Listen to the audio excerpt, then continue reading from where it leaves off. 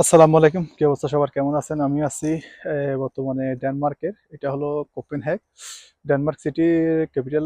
Denmark capital city এটা হলো কোপেনহেগ। অনেক সুন্দর একটা এরিয়া। আসলে দেখার মতো ডেনমার্ক।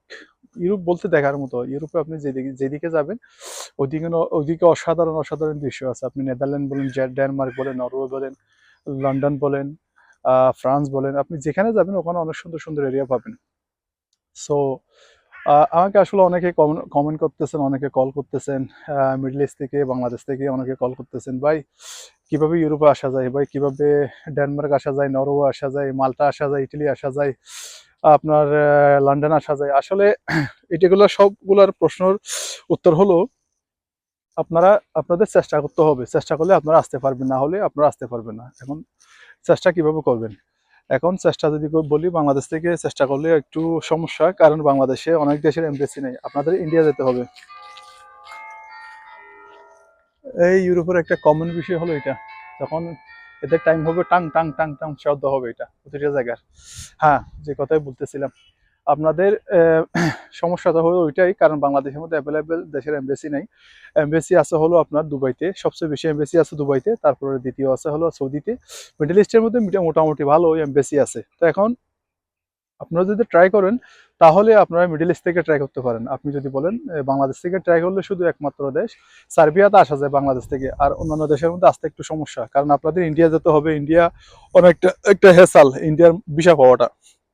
তো এই কারণে আসলে আপনারা যদি ট্রাই করেন দুবাই থেকে আর সৌদি আরব থেকে আসতে পারবেন। আমাকে অনেকে আসলে কল করতেছেন, অনেকে বলতেছেন ভাই কিভাবে আসা যায়, একটু হেল্প করেন ভাই। আমি অনেকের সাথে কথা বলছি। আমার এক বন্ধু আছে, এক লয়ার আছে। আহ, তারে জিজ্ঞেস করছিলাম কিভাবে আসা যায়। তো বলতেছে ঠিক আছে, সমস্যা নাই, তবে ডেনমার্ক, নরওয়ে এগুলাতে তো অনেক সমস্যা। এগুলাতে ওয়ার্ক পারমিট আসলে অ্যাভেলেবেল হয় না। আর এগুলার ক্রাইটেরিয়া গুলো অনেক হাই। জার্মান বলেন, এগুলাতে যদি আপনি আসতে চান, তাহলে আপনার অনেক অনেক কিছু এখানে করে আপনার ডকুমেন্টের মধ্যে। তা আপনার ভিসা হওয়ার চান্সটাও কম থাকে, কারণ এগুলাতে। এখন আমাকে বলছে, আপনারা যদি আসতে চান, যাদের ইচ্ছা আছে 100%, আমাকে যারা মেসেজ করতেছেন, মেল করতেছেন, যাদের 100% ইচ্ছা আছে, তাদেরকে বলতেছি সেনজেন কান্ট্রির মধ্যে এখন 3টা কান্ট্রিতে তারা এখন লোক আনতেছে। একটা হলো বুলগেরিয়া, বুলগেরিয়া, আর একটা হলো স্লোভাকিয়া, আর একটা হলো আপনার হাঙ্গেরি। এই 3টা কান্ট্রি ভালো, স্লোভাকিয়া বলেন, হাঙ্গেরি বলেন, বুলগেরিয়া বলেন। তবে হ্যাঁ, বুলগেরিয়ার রিসেন্টলি আপনার বেশ কিছুদিন হয়েছে, গত বছর তারা মাত্র সেনজেনে ঢুকছে। তো আপনারা এই 3 কান্ট্রির মধ্যে যে কোনো একটা কান্ট্রি চয়েস করতে পারেন। যে কোনো একটা কান্ট্রিতে আসলে আপনারা ইউরোপের যে কোনো দেশে আপনি যেতে পারবেন, প্লাস আপনারা কাজ করতে পারবেন। এখন কাজ করতে পারবেন মানে হলো আপনার প্রথমে ওই দেশের কার্ড বানাতে হবে। আপনি আসার পরে ওখানে 3 মাসের ভিতরে আপনাদের কার্ড হয়ে যাবে। কার্ড হয়ে গেলে আপনারা ওই কার্ড দিয়ে চাইলে অন্য দেশে মুভ করতে পারবেন। যেমন অন্য দেশে যে আপনার যেই দেশ আপনার পছন্দ, আপনি ওই দেশে যাইয়া আপনি ওই দেশের মধ্যে একটা ওয়ার্ক পারমিট অ্যারেঞ্জ করে আপনি লিগেলি ওই দেশে থাকতে পারবেন, যদি লিগেলি থাকতে চান। আর যদি বলেন আমি আনলিগেল হয়ে যাব, আনলিগেল হলে কিন্তু আপনি তো পুরো ইউরোপে যে কোনো দেশে যেতে পারেন। তবে আমি এটা কখনো রিকমেন্ড করি না, কারণ আনলিগেল হওয়াটা ভালো না, কারণ আপনি দেশে যেতে পারবেন না। আপনার কন্টিনিউয়াসলি 5 থেকে 7 বছর এখানে ইউরোপে থাকতে হবে, তখন আপনি পেপার পাবেন। পেপার পাওয়ার পর আপনি দেশে যেতে পারবেন। তার চেয়ে বেটার হলো আপনি লিগেল থাকেন। আপনি বুলগেরিয়া বলেন, স্লোভাকিয়া বলেন, এই 3টা কান্ট্রি হলো সেনজেন কান্ট্রি। আপনারা যদি আসতে চান, এই 3টা কান্ট্রির মধ্যে যে কোনো একটা কান্ট্রির মধ্যে আপনারা চয়েস করতে পারেন। যে কোনো একটা কান্ট্রির জন্য ফাইল জমা দিতে পারেন। ফাইল জমা দিলে তখন হয়তো বা 3 মাস থেকে 6 মাস একটা টাইম লাগে এই ফাইলগুলো প্রসেস হইতে। তো আপনাদেরকে এমবিএসির অ্যাপয়েন্টমেন্ট নেওয়া দেবে, এখান থেকে নিয়ে দেবে। এমবিএসি বলেন আর বিএফএস বলেন, যে কোনো একটা আপনারা চাইলে ওখান থেকে অ্যাপ্লাই করে আপনাদের অনেক কান্ট্রিতে ইন্টারভিউ হয়, অনেক কান্ট্রিতে ইন্টারভিউ হয় না। যেমন স্লোভাকিয়াতে ইন্টারভিউ কমই হয়, বুলগেরিয়াতে হয় না ইন্টারভিউ। আপনার একটা হাঙ্গেরিতে মনে হয়। এখন আপনাদের শুধু চয়েস করতে হবে এই জিনিসটা, যে দেশের মধ্যে ইন্টারভিউটা হয় না, যে দেশে ইন্টারভিউ হয় না ওই দেশে আপনাদের চয়েস করতে হবে, না হলে আপনাদের সমস্যা। কারণ ইন্টারভিউর মধ্যে অনেক লোক ফেলিয়ে যায়, কারণ আমাদের বাংলাদেশি মানুষ আমরা আসলে ইংলিশ এত বেশি, ইংরেজির মধ্যে এত বেশি স্পার্ট না। তারা সবকিছু প্রশ্ন করবে আপনার ইংলিশের মধ্যে। তো এখন এই জন্য আপনাদের চয়েস করার দরকার হলো যে দেশগুলো আসলে সেনজেন কান্ট্রি, কিন্তু যে দেশগুলোতে ইন্টারভিউ কম হয়। তো আপনারা যদি এই সমস্ত দেশগুলো চয়েস করেন, তাহলে আপনাদের বিষয় হওয়ার পসিবিলিটি সবচেয়ে বেশি। তো এই কারণে বলতেছি, আপনারা ট্রাই করুন। যদি যারা যারা আমাকে কল করতেছেন, যারা আমাকে এসএমএস করতেছেন, আপনারা ট্রাই করুন বুলগেরিয়া আর হাঙ্গেরি, তারপরে হলো আর একটা দেশ যেটা বললাম, এটা হলো স্লোভাকিয়া, যেটা ইটালির পাশে, ইটালির পাশের দেশ। তো একটা দেখেন, একটা কত সুন্দর একটা বক দেখেন আমার পাশেই, অনেকে ছবি উঠাইতেছে। এখানে কত সেফ, এগুলো আসলে পশু পাখি কত সেফ, মানুষ দেখে এরা ভয় পায় না, কাছে গেলে আপনার হাত থেকে খানা খাবে তারা, এমন একটা অবস্থা। আসলে এখানে মানুষ বলেন, পশু পাখি বলেন, সবকিছুই এখানে সেফ। এখানে প্রতিটা প্রতিটা জিনিসের এখানে একটা ইয়ে আছে, আপনার ভ্যালু আছে, যেটা আমাদের দেশের মধ্যে নেই। আমাদের এশিয়ার কিছু দেশের মধ্যে নেই, কিছু দেশে আছে, কিছু দেশে নেই। যেমন এশিয়ার মধ্যে কিন্তু সিঙ্গাপুরও পড়ছে, সিঙ্গাপুরে আছে। যেমন আপনি যদি বাংলাদেশ, ইন্ডিয়া, পাকিস্তান বলেন, আমাদের মধ্যে এই জিনিসটা নেই। তো আপনারা যদি যারা ট্রাই করুন, আপনারা যদি যারা আসতে চান, তারা অবশ্যই যোগাযোগ করতে পারেন, যোগাযোগ করবেন স্লোভাকিয়া, হাঙ্গেরি এবং বুলগেরিয়া, এই তিনটা কান্ট্রিতে।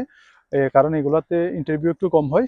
তো আপনারা চাইলে এখানে অবশ্যই ইয়া করতে পারেন, অ্যাপ্লাই করতে পারেন। তবে হ্যাঁ, এগুলা আসলে এগুলাতে অবশ্যই একটা ফি আছে, যেমন লয়ার ফি আছে। আপনারা বাংলাদেশ থেকে ট্রাই করলে এগুলো অনেক টাকার দরকার, অনেক টাকার দরকার।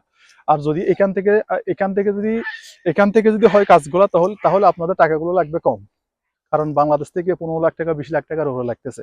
এখান থেকে এত টাকা লাগবে না, আর একটু কম লাগবে যদি আপনি দুবাই থাকেন, আর আর আপনি যদি ইয়া থাকেন, এই সৌদিতে থাকেন। কারণ আরেকটা কথা, কাতারে যারা আছে তারাও পারবেন। কাতারের মধ্যে বুলগেরিয়ার এমবেসি আছে, আর মেবি অন্য আমি জানি না ওই দুটো আছে কিনা। যদি এমবেসি থাকে তাহলে আপনারাও আসতে পারবেন। যারা কাতার থেকে দেখবেন, কাতার থেকে শুনতেছেন, ভিডিওটা দেখতেছেন, তারাও চাইলে অ্যাপ্লাই করতে পারবেন। আপনাদের এই যাদের ইচ্ছা আছে, 100% ইচ্ছা আছে। কিছু লোক আছে, ভাই আমি যাব, এই করব সেই করব কইয়া লাস্টে সময়টা নষ্ট করে তারপর লাস্টে কিছু হয় না। আপনারা এই লোকগুলো না, যারা লিগেলি আসতে চান ইউরোপের মধ্যে, একমাত্র আমাকে বলছে এরকম, যারা লিগেলি আসতে চায়, যারা কিছু টাকা খরচা করতে চায়, তারা মাত্র চেষ্টা করবেন, তারা শুধু এই যোগাযোগ করবেন। আর না হলে বাকিগুলো যোগাযোগ করিয়েন না।